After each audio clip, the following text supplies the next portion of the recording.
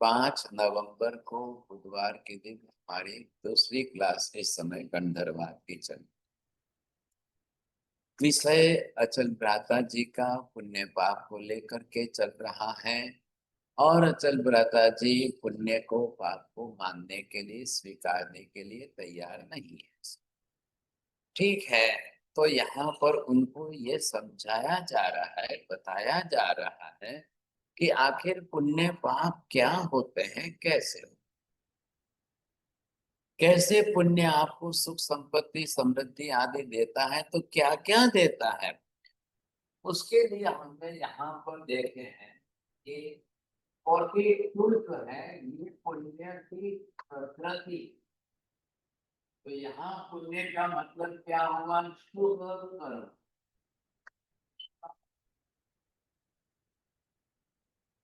अब ये शुभ कर्म की प्रकृति,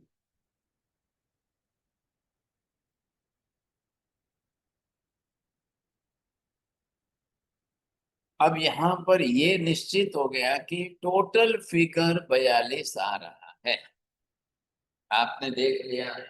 अब चाहे संसार का कोई भी जीव हो, अब वो किसी भी जगह पर किसी भी मनुष्य गति में है, देव गति में है, नरक गति में है, तिर्यंच गति में, सभी जीव आ गए। अब सब जीवों, संसार के समस्त जीवों की दृष्टि से केवल ज्ञानी जो है तो उनके विविध प्रकार के शुभ पुण्य के आधार पर शुभ कर्मों का एनालिसिस कर रहे। ये 42 प्रकृतियां खाली मनुष्य के लिए ऐसा मत समझना। आपने 9 तरीके से शुभ क्रिया कार्य करके पुण्य जो उपार्जन किया है, मात्र आपने किया है क्या, देवताओं ने नहीं किया क्या, तिर्यंच पशु पक्षियों ने नहीं किया क्या, मनुष्य ने नहीं किया, जिसने जिसने भी किया है तो उनका टोटल फिगर यहाँ पर ये आ रहा है। कर्म शास्त्र के अंदर ध्यान से समझ लीजिए, कर्म शास्त्र के अंदर जो जो नियम दिए हैं, जितने फिगर बताए गए हैं, वो संसार के समस्त अनंत जीवों के हिसाब से दिए। क्यों दिए भाई साहब, क्योंकि भगवान ही केवल ज्ञानी है। जब तीर्थंकर परमात्मा स्वयं केवल ज्ञानी है तो फिर वो क्या देंगे आपको। तो उन्होंने पूरी व्यवस्था इस हिसाब से बना कर दी, सार्वजनिक हो गया, यूनानिमसली कॉमन फॉर ऑल। हाँ, अब मैं आगे क्या समझा रहा हूं, ध्यान दीजिए। आप इसमें से हमारे लिए कितनी है पहले ये सोचिए। मैंने अभी आपको कहा कि चारों गति के हिसाब से दिए, 84 लाख जीव योनियों के अंदर संसार के कोई भी जीव है, सबको दिया है। एक के लिए में कल कौन सा पुण्य पाप होगा, ये भी देखना है आपको। अब हमें क्या निकालना है इस 42 में से, ये 42 में से मनुष्य के लिए कितनी।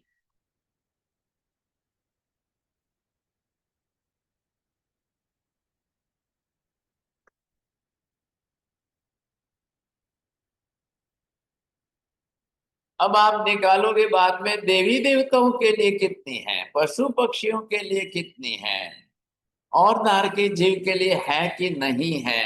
अब ये हिसाब हमें पूरा निकालना पड़ेगा। आप ये जरूर समझ लीजिए, हिसाब हमको पूरा निकालना ही पड़ेगा, क्योंकि 42 तो इन जनरल पूरे जगत के समस्त जीवों के लिए। अब मैं मनुष्य गति के जीवों के लिए कौन कौन सी 42 में से है और कितनी टोटल है वो निकालूंगा। वो लिस्ट आपके पास आ जाएगा। उस लिस्ट में से आप पर्सनल अपनी कौन सी है कि नहीं है, कम है कि ज्यादा है, कितनी है कितनी नहीं है, ये आपको ढूंढ के निकालना। ये आप पहले समझ लेना, समझ आपको खुद को निकालना होगा। पहले हमारा होमवर्क इस तरह से चलेगा। पहले महावीर ने जो 42 बताई है वो मैंने आपको सब बता दी। अब उसमें से हम मनुष्यों के लिए जनरल इन जनरल कौन कौन सी होती है, कितनी होती है, उसका लिस्ट कर रहे हैं। ये आपने ले ली साहब पहली बात, साता वेदनीय।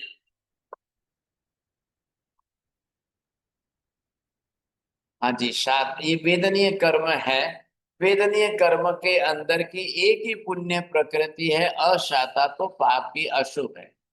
हाँ जी बोलिए विभा बहन जी, शाता वेदनीय का क्या मतलब हुआ? साहब जी, शारीरिक या मानसिक पीड़ा वो ना मिले, वो है। आपको शरीर निरोगी मिले, मन से मेंटली आप बिल्कुल स्ट्रांग हो, वचन योग में भाषा आपकी शुद्ध अच्छी बोली जाती हो। अब मन वचन काया के तीनों योग से आपको निरोगी काया,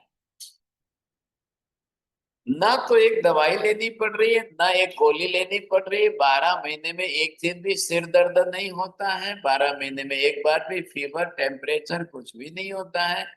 ये समझिए ना, इस पर ध्यान दीजिए ना, कुछ भी नहीं है मेरे। अब मैं अगर इस बात को लेकर के अच्छी तरह से चलता हूं तो मेरा काम अच्छी तरह से समझिए, बिल्कुल मैं निरोगी स्वस्थ काया हूं, बिना दवाई का शुद्ध आहार लेके परिमित आहार से मेरा जीवन निरोगी रूप से जी रहा हूं। हाँ जी बोलिए वंदना माता जी, आपका क्या है, शाता वेदनीय है कि नहीं, कि रोग बीमारियों में जी रहे हो कि दवाइयों पर जी रहे हो? महाराज सब साता वेदनिया कर्म चल बहुत रहा है। अच्छा बात है, चलो पुण्य है आपका। अच्छा सीमा बहन जी, आपका कैसा लग रहा है? साहिब जी प्रभु कृपा से साता वेदनीय है, साता है। बहुत अच्छा है। अब जो जो भी अपनी तरह से समझ, मैं आज ये सलाह जरूर देता हूं, मेहरबानी करके किसी एलोपैथी दवा के आदी मत बन जाना। आंख मूंद कर कोई दवा किसी भी प्रकार की नहीं लेनी, नहीं तो वो केमिकल बेस की रहती है तो हमारे शरीर के अंदर और दूसरी उपाधि खड़ी कर देगी। मान लो कि आपने पेन किलर लिया तो अनर्थ हो जाएगा, ये आप गलती मत करना। एक बार के लिए सिर दर्द हेडेक हो रहा है उसको सहन कर लो, एक चम्मच त्रिफला ले लो, सौंफ ले लो, ख्याल है हरड़े के साथ थोड़ा सा ये सौंफ मिलाकर ले लो, हमारा पित्त जो सिर पर चढ़ गया था वो उतर जाएगा। पहला नियम बनाइए कि हमारा आहार ही हमारे लिए औषधि तुल्य है। आहार में नियंत्रण करके मैं बिल्कुल जो है नियमित सीमित परिमित आहार को ही इस प्रकार का लूं ताकि मैं बच करके निरोगी स्वस्थ जीवन जीऊं सकूं।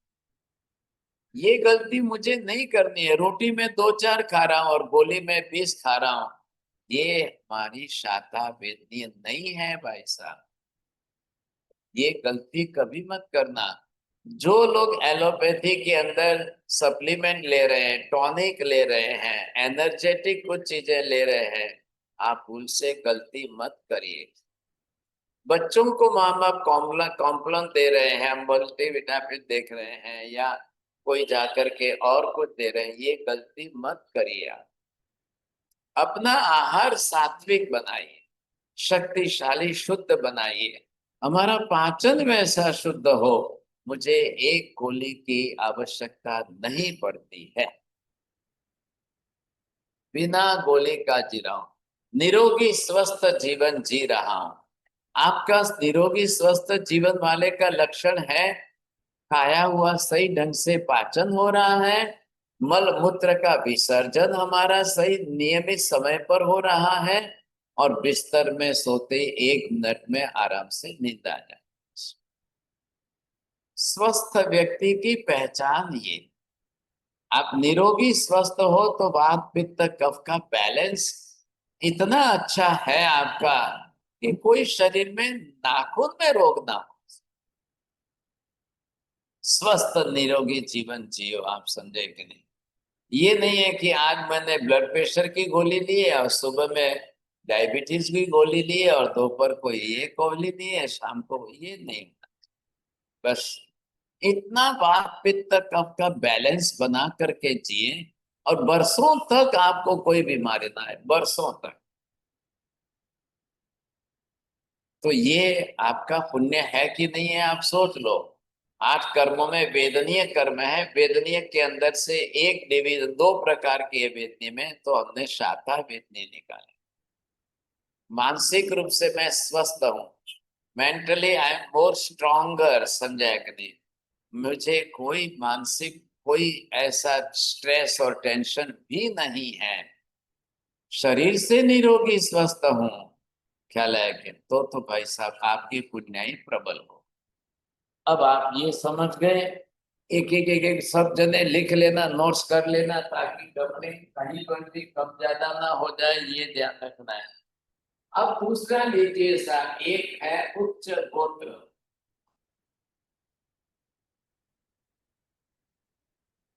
गोत्र कर्म 2 प्रकार का है ना। अब ये गोत्र आपका कर्म है, ध्यान रखिए। और इसके अंदर एक प्रकृति उच्च की है, दूसरी प्रकृति नीच गोत्र की भी है। नीच गोत्र की प्रकृति का मतलब क्या हुआ? हल्के कुल में जन्म में जाए, खानदानी ऊंची नहीं है, वंश अच्छा नहीं है, कुल गोत्र अच्छा नहीं है, समाज अच्छा नहीं है, जाति अच्छी नहीं है, 7 पीढ़ी की जो है वंश हमारा, तो वो गलत हो जाएगा फिर। ये पाप की प्रकृति है, ये पुण्य की। पुण्य की प्रकृति के अंदर महिला अपने घर में जन्मी है, वो भी उच्च गोत्र है, और जिसके घर में ब्याही जाती है वो भी उच्च गोत्र है। ख्याल आया? ससुराल में भी उच्च गोत्र है, और अपने पितृ घर में, माता के घर में भी उच्च गोत्र की है, तो ये आपकी पहचान है। क्योंकि उच्च गोत्र के साथ में ऊंचे संस्कार, ऊंची भाषा, ऊंचे संस्कार, उच्च कक्षा का आहार विहार, आपका जीवन इतना उच्च हर विषय में रहेगा, हर विषय में रहना चाहिए। आप जानते हो अच्छी तरह, पूरी दुनिया के अंदर उच्च गोत्र के लोग है कितने और नीच गोत्र के लोग है कितने? कितने प्रतिशत बोलेंगे जैन साहब, बोलिए। उच्च गोत्र में हमारा सब लेस देन 5% मैक्सिमम होंगे बस। चलो, मतलब क्या हुआ इसका? नीच गोत्र में कितने लोग हैं, कितना प्रमाण है, आप सोच लीजिए, समझे? तो अगर हम अपना पहले निर्णय कर ले, मैं उच्च गोत्र में जन्मा हूं, क्योंकि जन्म तो माँ बाप के घर लिया है ना, तो जन्म हमारा उच्च कुल में हुआ है। कब हुआ? आपका पूर्व जन्म में पुण्य उच्च गोत्र का इतना उपार्जन करके साथ में लाए थे, तब ऊंचे घर के माँ बाप के घर पैदा हुआ। हमारी इस सोसाइटी के पीछे ही देख लो ना आप, स्लम एरिया है। मैं स्लम एरिया में पैदा नहीं हुआ, ख्याल आया कि नहीं? मैं यहाँ पर ऊंचे घराने में पैदा हुआ, हमारा घराना 7 पीढ़ी से ऊंचा चला आ रहा है, हमारा वंश है, हमारा कुल है, हमारी खानदानी है, हमारी जाति है, हमारा समाज है, हम ऊंचे घराने में पैदा हुए। तो वो गोत्र जो है, गोत्र का, उच्च गोत्र का पुण्य, वो आत्मा को उसी घर में, उसी परिवार में ले जाएगा। नहीं तो चारों तरफ स्लम एरिया बहुत बड़ा है, फिर भी नहीं, कहीं नहीं गया। मैं ऊंचे घराने में पैदा हुआ हूं, ये मेरा उच्च गोत्र कर्म साथ में आया, तो मुझे जन्म ऐसे कुल में मिला, नहीं तो क्या होता? आप देख रहे हो, रोज देख रहे हो, समझे कि? चलिए अब आप आगे बढ़िए यहाँ पर। इसी तरह से ये मनुष्य भी आपकी मनुष्य गति की बात चल रही है, तो ये मनुष्य द्विक के अंदर आपको जो है 2 प्रकृति जोड़नी पड़ेगी। तो 2 प्रकृति में आप क्या जोड़ेंगे? मनुष्य द्विक का अर्थ क्या होता है कि जिसके अंदर आप मनुष्य द्विक में सीधे समझ जाइए कि एक तरफ मनुष्य गति और मनुष्य आनुपूर्वी। ये है मनुष्य की गति और ये हो गई मनुष्य आनु।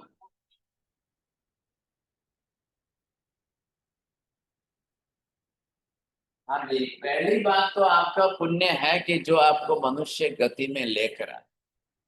ये आपका पिछले जन्म से आपने पुण्य उपार्जन करके रखा था, आप मनुष्य गति में आए। अब आए तो कहां से आए? आप मनुष्य गति में कहां से आए? तो ये जो है लोग,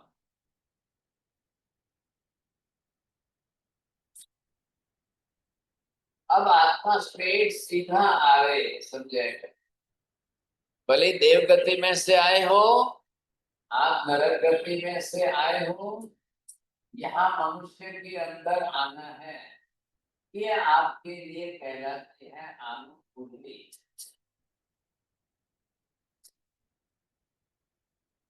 अब ये देवता का जीव यहाँ से जाएगा, ये जीव यहाँ से जाएगा, ये यहाँ से आएगा। आनुपूर्वी आपके लिए बरोबर कर्म साथ में चाहिए। इधर देखिए, देव गति के देवता ने अपना आयुष्य पूरा कर दिया, शरीर वैक्रिय छोड़ दिया, मृत्यु हो गई। अब वो आत्मा, उस आत्मा को मनुष्य गति में ले कौन जाएगा? अब यहाँ 7 राजलोक के अंतर से आपको मनुष्य क्षेत्र में आके जन्म लेना है, कौन ले जाएगा?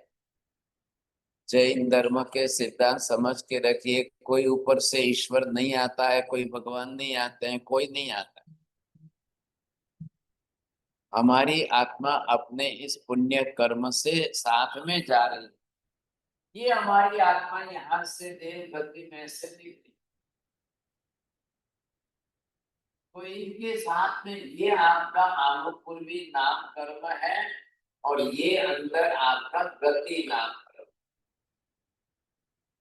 ये एक तो है आपका गति नाम कर्म है और ये दूसरा आपके साथ में आनुपूर्वी नाम कर्म है। दोनों साथ में चल रहे हैं, ये दोनों आपको ले जा रहे हैं। ख्याल है कि नहीं? कहाँ ले जाना है? नरक में से निकल कर आए तो भी मनुष्य गति में ही लेके आ रही है। ये देव गति में से आ रहे हैं, ये तिर्यक गति में यहाँ से आ रहे हैं, ये मनुष्य गति में से दोबारा मनुष्य बन रहे हो आप। तो ये 2 कर्म प्रकृति आपके साथ कंपलसरी होनी चाहिए, शुभ पुण्य की। अरे ये बात समझ में, दोनों समझते जाइए, बरोबर ध्यान रखना। अब इसी तरह से आप चलते चलते चलते जब आ रहे हैं, मनुष्य द्वीप आ गए। अब इसी तरह से आपको, बाकी की मैं छोड़ रहा हूं, वो बाद में बताऊंगा, देव गति वालों की, मनुष्य गति वालों की किसकी है। अब आप मनुष्य गति में आ गए तो आप बताइए, आपको पंचेंद्रिय बनना कि नहीं बनना?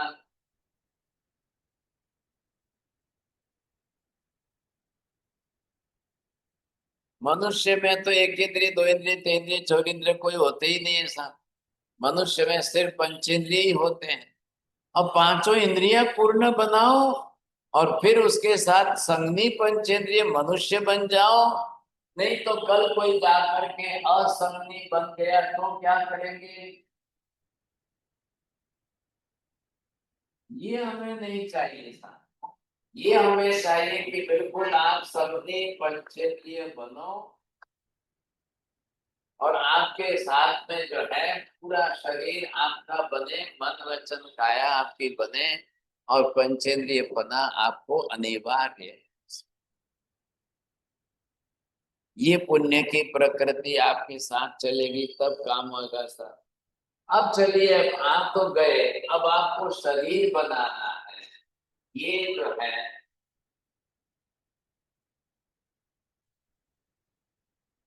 अब जीव आकर माता के गर्भ में शरीर बनाएगा। अब ये जो है हमारी आत्मा है।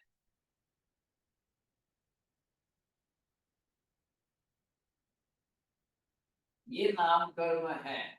अब इसमें आपके पास जो जो ये औदारिक शरीर, ये कौन सा शरीर, ये कौन सा शरीर, ये कौन सा, वो इसको मालूम है आशा बहन जी कितने प्रकार के शरीर होते हैं? हाँ साहेब जी, शरीर 5 प्रकार के होते हैं। औदारिक शरीर, वैक्रिय शरीर, आहारक शरीर, तेजस शरीर और कार्मण शरीर। अब इसमें से आपने पांचों नाम तो गिना दिए, अब इसमें से आप कौन सा कम करने चाहते हो? वैक्रिय शरीर मनुष्य को नहीं होगा। हाँ बरोबर समझ गए। अब इसमें से वैक्रिय शरीर देवी देवताओं को चला गया, हम तो मनुष्य बन रहे हैं, तो मनुष्य के पास ये जो शरीर बना है ये आपका औदारिक शरीर बना है। जन्म से लेकर मृत्यु तक आपको औदारिक शरीर जो माता के गर्भ में आपने बना लिया, अब वही आपको मृत्यु तक जीवन जीना है। क्यों भाई साहब औदारिक शरीर को पुण्यकारी क्यों कहे? बिना औदारिक शरीर वाले कोई मोक्ष में जा ही नहीं सकते। औदारिक शरीरधारी ही मोक्ष प्राप्त करेगा। औदारिक शरीरधारी ही जो है छठे गुणस्थान पर, आगे के गुणस्थानों पर चढ़ेगा, बाकी का नहीं है। लेकिन अब ये शरीर तो हमने ले लिया, अब ये दूसरा अगर कोई बनाना चाहे तो आहारक शरीर भी बना ले, ये भी पुण्य की प्रकृति है। आप समझ गए यहाँ पर? तो ये भी आपके लिए पुण्य की प्रकृति है। ये आ गया हमारा औदारिक शरीर बना है। अगर कोई बनाने वाले मतलब कौन, कोई साधु संत आहारक लब्धिधारी हो और वो कभी अवसर आने पर भरत क्षेत्र से ऐसा आहारक शरीर बना करके वहां महाविद्य में सिमंदर स्वामी के पास चला जाए, भगवान के दर्शन करके वंदना करके प्रश्न पूछ करके 2 घड़ी के समय के अंदर अंदर वापस भरत क्षेत्र में आ जाए, आहारक शरीर का विसर्जन करके फिर औदारिक शरीर में आ जाए सा, तो ये भी पुण्य कारक हुआ। ये शरीर भी महाविद्य में ले जाने वाला बना। इस शरीर से इतने अंतर में भरत क्षेत्र से महाविद्य कितना है, 50,000 योजन दूर, और इतना बड़ा शरीर, छोटा सा शरीर बना करके आप महाविद्य में गए, सिमंदर स्वामी के दर्शन किए, अब वंदना की, आपने प्रश्न पूछ लिया, समाधान प्राप्त कर लिया, वापिस आ गए 50,000 योजन, रिटर्न बैक भरत क्षेत्र में, और यहाँ आकर के आपने अपनी तरह से फिर आहारक शरीर को छोड़कर औदारिक शरीर में रहने लगे। हो गई पुण्य प्रकृति आपकी। लेकिन ये कॉमन सब में नहीं होती है ना, हर मनुष्य के पास नहीं होती है, हर मनुष्य के पास कंपलसरी औदारिक। चलिए अब आप तीसरे नंबर पर, ये कौन सी प्रकृति है? ये है तेजस नाम कर्म। ये तेजस नाम कर्म का शरीर है। Whatever we are eating and drinking, it must be digest in our body, and after digesting it gives us the best energy also, it gives us the light and luster। ये आपके शरीर के ऊपर जो है तेज और ओज बढ़ा दे, तो खाया पिया डाइजेस्ट नहीं होगा तो क्या होगा? कुछ भी आपने जो भी कुछ खाया, रसगुल्ला खाया, गुलाब जामुन खाया, आपने घी लिया, आपने जो भी खाया पिया वो it must be digest properly. अब प्रॉपर डाइजेशन आपका हो जाए मतलब क्या हुआ? डाइजेशन का मीनिंग क्या है? बोलो L7, ख्याल है? साहब जी वो डाइजेशन मीन्स वो एनर्जी में कन्वर्ट हो जाए हाँ, उसके बाद। हर चीज का अक्षर है। कैल्शियम आया तो गोद में पहुंचना चाहिए ना, प्रोटीन लिया है तो मसल्स में आना चाहिए ना, विटामिन ए लिया है तो आंख में आना चाहिए, ब्रेन में पहुंचना चाहिए, इसको कह रहे हैं। तो सब तो धातु का जो क्रम बन रहा है, क्या लायक नहीं, आपने जो भी आहार लिया है उसमें से क्रम चलते चलते रस रक्त मांस मेद मज्जा अस्थि और वीर्य, ये सारा सप्त धातु का क्रम बनना चाहिए। वो इस कर्म इसका काम है। अब ये आत्मा के साथ रहकर इसने अपना तेजस शरीर बना लिया है। आपको ऑरा मालूम है? ऑरा के अंदर भी यही बात आएगी। अब ये वाला कौन सा है, ये कार्बन शरीर। यहाँ शरीर का मतलब क्या है कि जितनी कार्बन प्रकृतियां हैं कर्म के, उसका ग्रुप ऑफ दैट। शरीर का मतलब क्या है, फुल उसका ग्रुप बन गया है। अब वो आपने ध्यान में लिया, ख्याल आ गया आपको, तो वो हमारे साथ कार्बन पर। अब ये पुण्य की शुभ प्रकृति बांधी है, तो ये भी तो आत्मा के साथ चाहिए कि नहीं। कौन ले जाएगा आपको, कौन इतना सब देगा पूरे 100 बरस तक आपको अंदर। तो पुण्य की प्रकृति जो अंदर बनी हुई है वो आपका कार्बन ग्रुप, कार्मिक ग्रुप का नाम कार्बन शरीर। कितने आ गए इसके अंदर, 1 2 3 और 4, ये 4 शरीर भी आपके लिए। अब देखो, नारकी जीवों का शरीर तो नहीं है भाई साहब, वो तो हम नहीं ले रहे। वैक्रिय तो देवनारकी के लिए जाएगा। टोटल 5 शरीर है, 5 शरीर में से हमने वैक्रिय निकाल दिया, देवनारकी के गया, तो हमारे पास कितने रहे, ये 4। अब आपने ये शरीर आपने बना लिया है अच्छी तरह से। अब इसमें से आपको शरीर जब बनाया है तो इसके अंग उपांग चाहिए।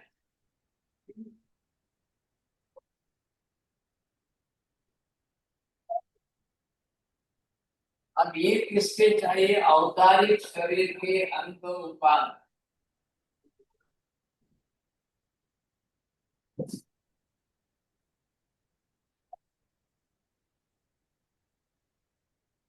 हाँ जी, आप भी समझ रहे हो कि जिस तरह से हमारे शरीर की रचना होती है ना, तो ये जो आपने शरीर बनाया है,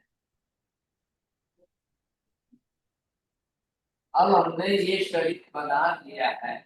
अब बताइए, आपकी जो है आंख नाक कान ये सब बरोबर बनने चाहिए कि।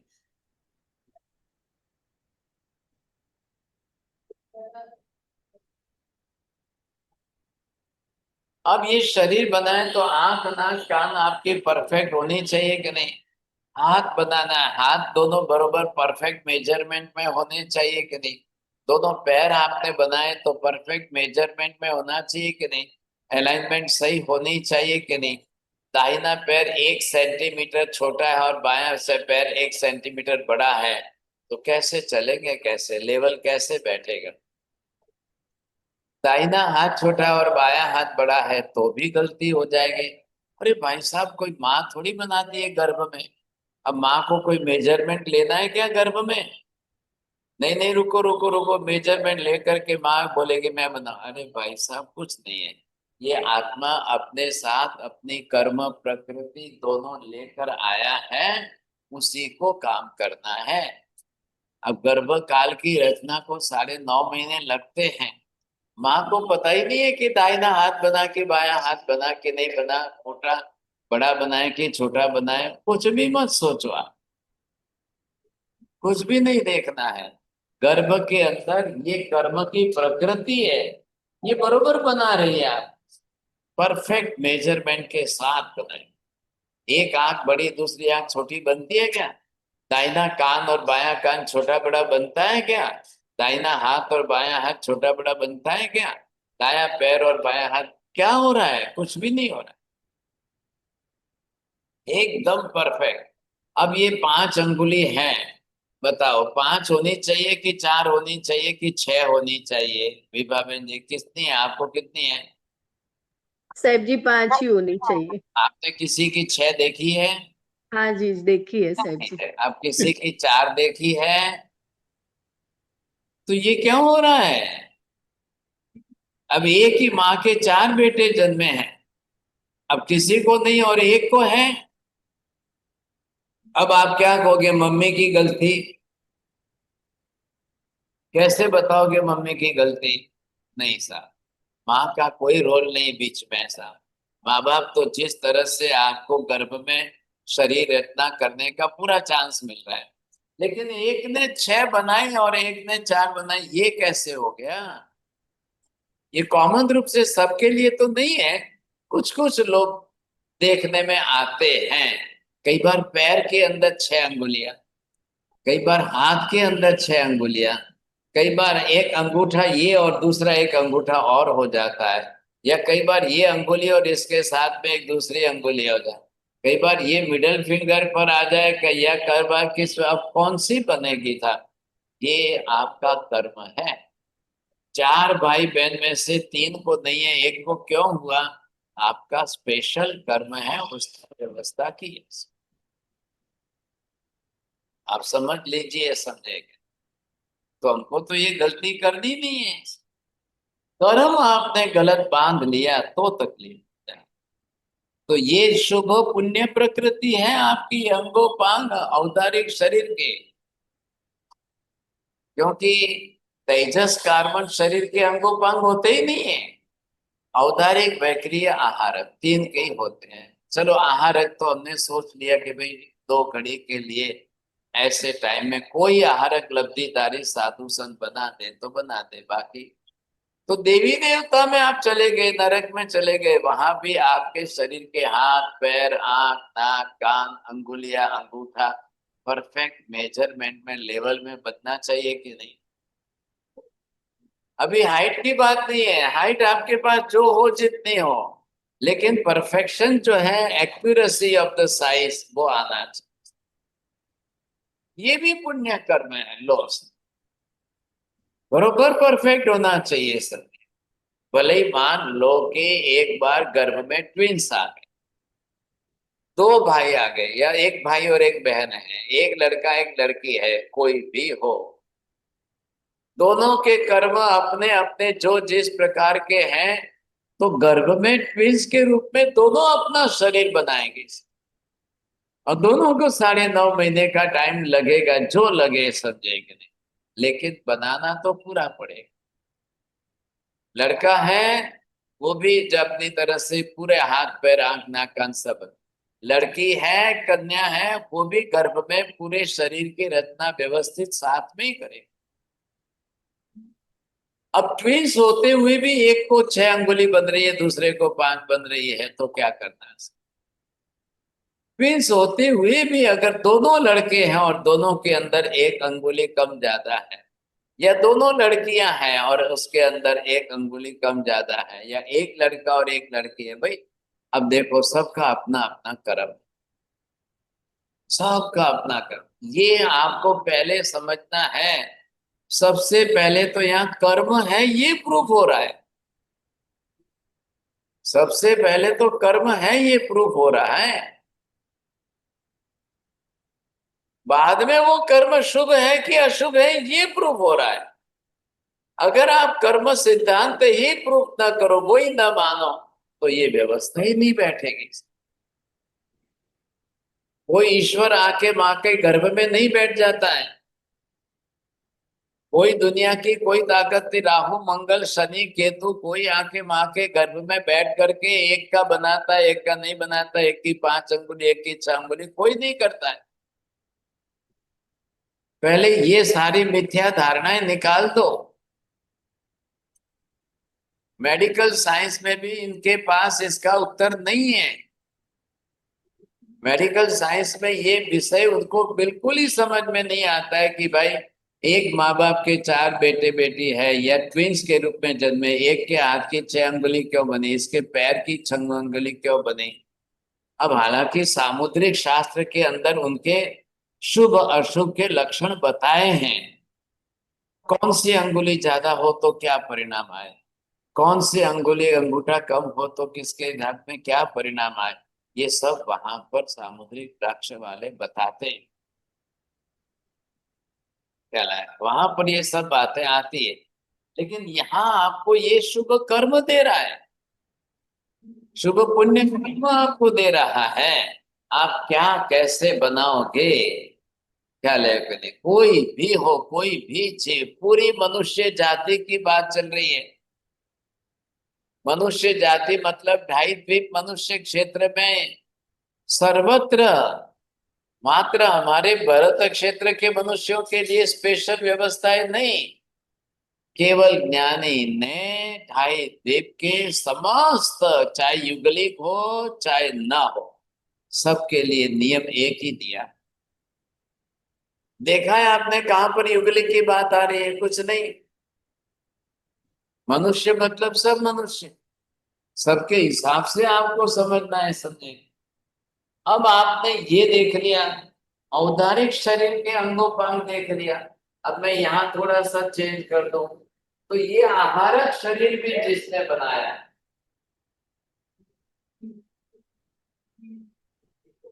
अरे आहारक शरीर कौन बना रहा है? मनुष्य ही बनाएंगे। साधु संत जरूर है, लेकिन मूल में साधु संत भी मनुष्य ही तो है, उनको ही तो बनाना है।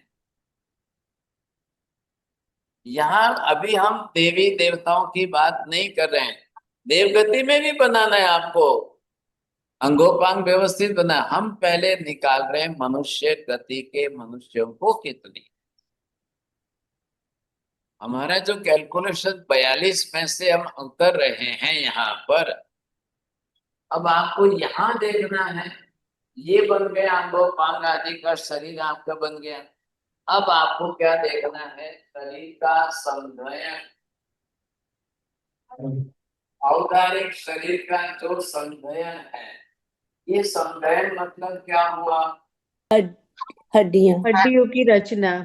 हाँ, आपका शरीर जो बना है, स्केटल आपका जो बना है, पूरा हड्डियों की रचना आपकी जो बनी है, वो कैसी बनी है उसके ऊपर आधार है। ख्याल आया करिए, सबका बनता है। और महाविद्या में भी जो मनुष्य जन्म रहे, तो वो भी माँ बाप से ही तो जन्म ले रहे हैं। हम भरत ऐरावत में ले रहे हैं तो माँ बाप से ही तो जन्म ले रहे हैं। अरे भाई, युगलिक क्षेत्र के अंदर जो युगलिक बन रहे हैं, वो भी तो माँ बाप से ही जन्म ले रहे हैं। कल्प वृक्ष कोई आपका शरीर नहीं बनाता, ध्यान रखिए। कल्प वृक्ष मात्र आपको खाने पीने आदि सब साधन सामग्रियां दे रहा है, उसकी लिमिटेशन है।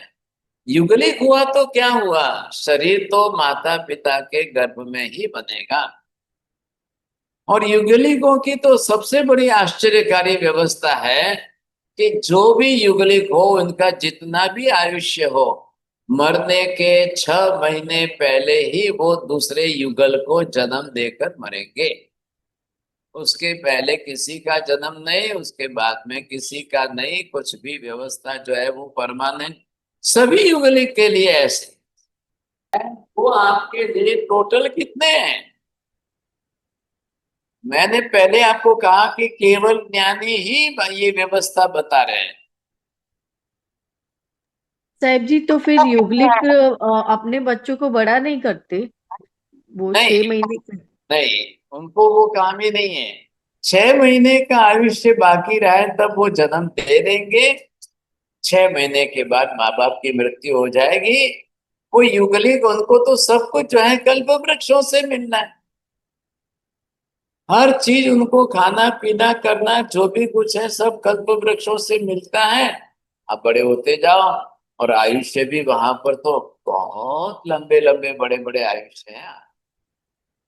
अब वो देखो, युगलिक के बारे में जब समझाऊंगा तो भाई साहब, कितने युगलिक क्षेत्र ज्यादा है। 30 अकर्म भूमिया, 56 अंतरद्वीप, 81, ये सारे ही आपके युगलिक क्षेत्र हैं। खाली 5 भरत ऐरावत महाविद्या के हम युगलिक आज नहीं है।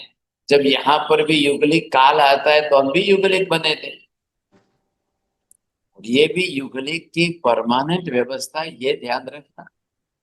परमानेंट कायम हमेशा युगलिक रहते ही रहते हैं, क्योंकि उनके क्षेत्र ही वैसे। आप क्या करोगे? हमारे से भी उनकी 1000 गुनी जनसंख्या ज्यादा है। भरत क्षेत्र बहुत छोटा है, ऐरावत क्षेत्र बहुत छोटा है। हमारे से उनका क्षेत्रफल बहुत है। और 101 में से 81 क्षेत्र सारे युगलिक के लिए हैं, 15 ही हमारे लिए।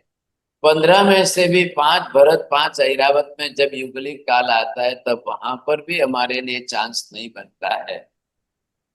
फिर वो मैं काल के साथ सारा गणित करके बताऊं, तब उसके लिए टाइम चला जाए। अब आपने ये सोचा 6 संगण है, इधर देखिए। अब 6 में से ये 5 संगण को पाप कर्म के उदय।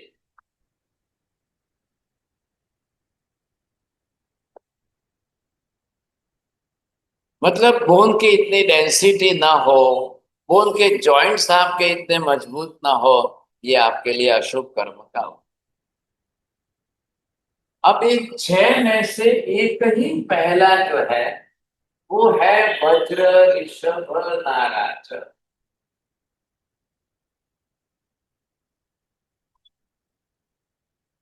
इन 6 में से एक बचा है ये।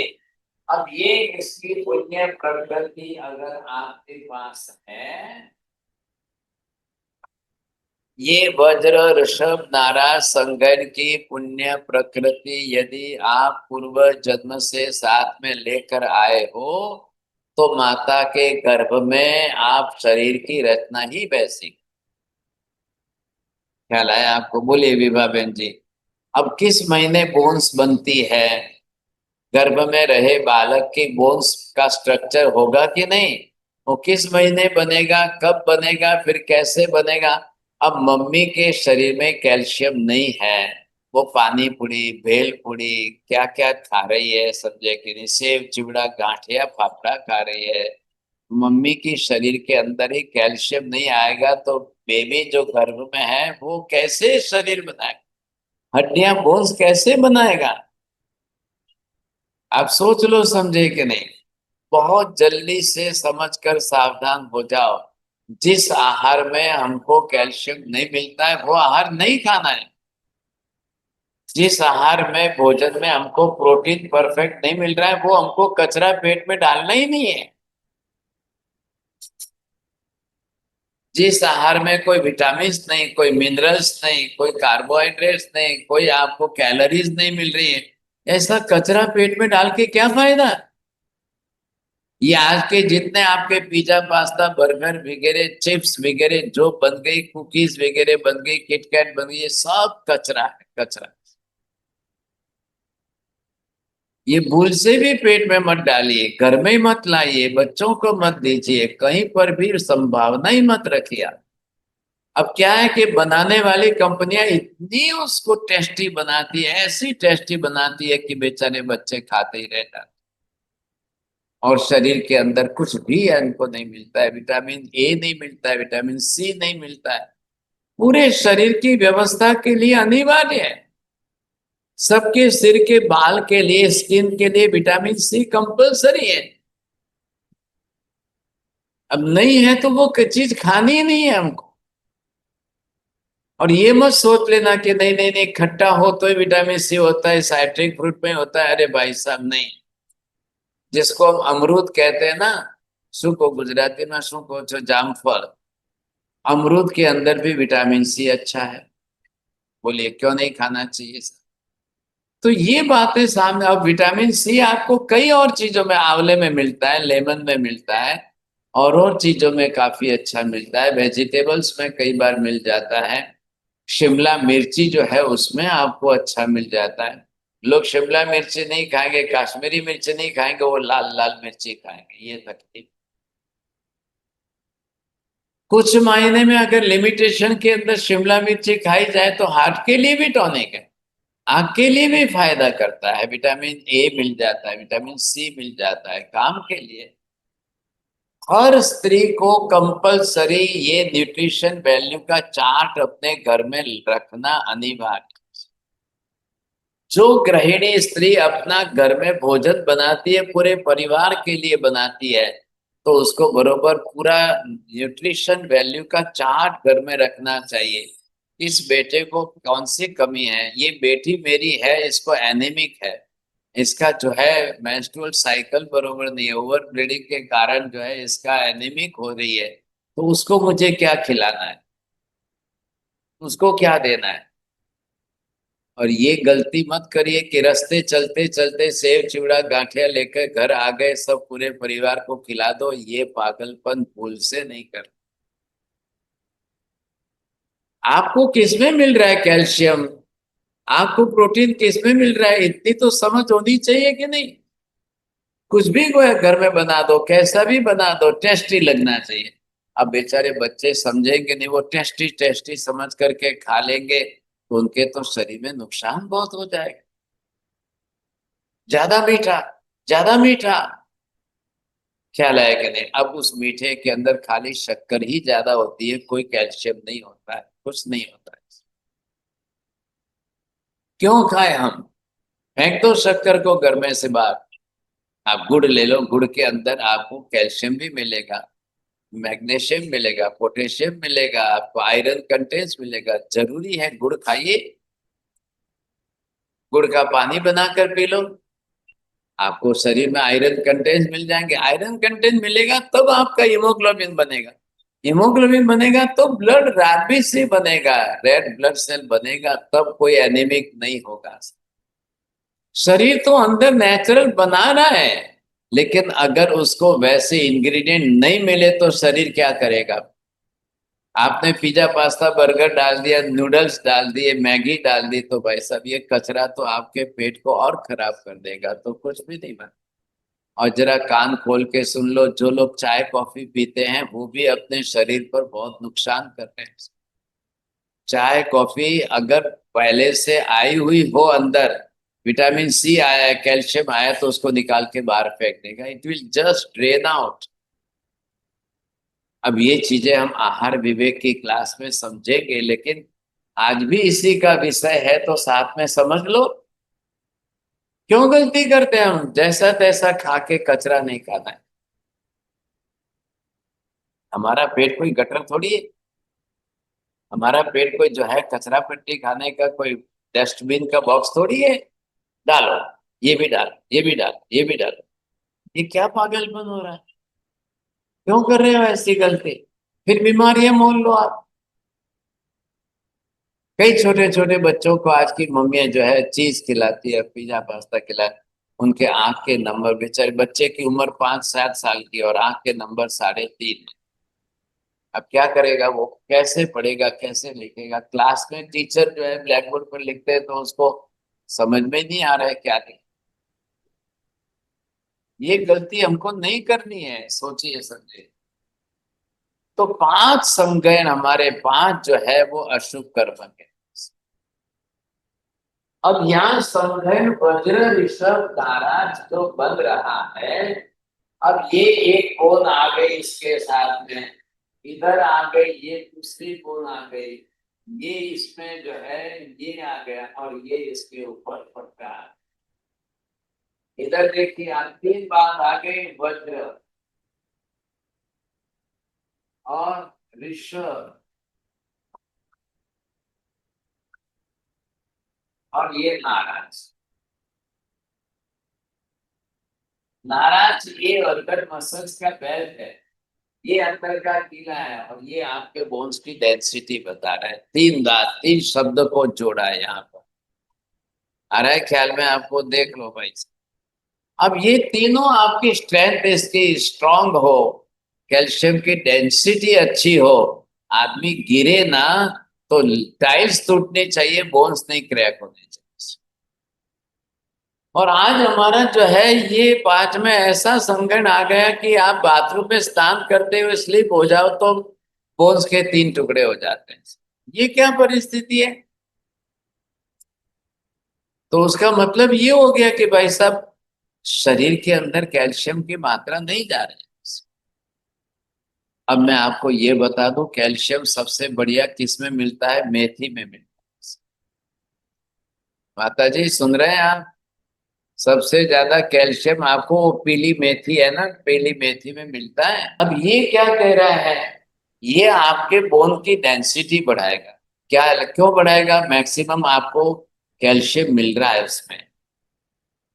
दूध में अच्छा कैल्शियम है, दही में अच्छा कैल्शियम है, छाछ के अंदर, बटर मिल्क के अंदर आपका अच्छा कैल्शियम है, रागी नाचनी के आटे में आपको अच्छा कैल्शियम मिल रहा है, 50 आइटम है, ड्राई फ्रूट के अंदर आपको अच्छा कैल्शियम मिल रहा है।